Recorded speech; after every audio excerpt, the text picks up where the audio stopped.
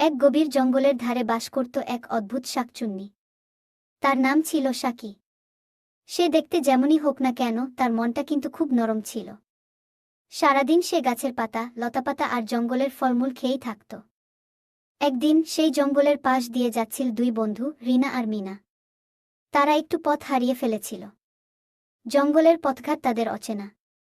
হঠাৎ তারা শুনতে পেল একটা মিষ্টি গানের আওয়াজ। কৌতূহলী হয়ে তারা শব্দের উৎস খুঁজতে খুঁজতে এগিয়ে গেল। গিয়ে দেখে এক সুন্দর ঝর্ণার ধারে বসে শাকচুন্নি শাকি আপন মনে গান গাইছে আর ফুল মালা গাচ্ছে। রিনা আর মিনা অবাক হয়ে তার দিকে তাকিয়ে রইল। শাকি তাদের দেখে একটুও ভয় পেল না, বরং মিষ্টি হেসে বলল, তোমরা কারা? আর এখানে কি করছো? রিনা আর মিনা তাদের সব খুলে বলল।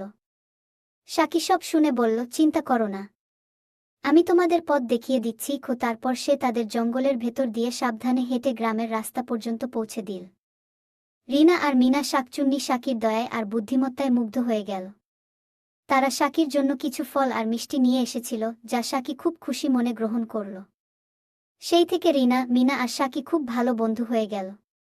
তারা প্রায়ই দেখা করত আর মজার মজার গল্প করত।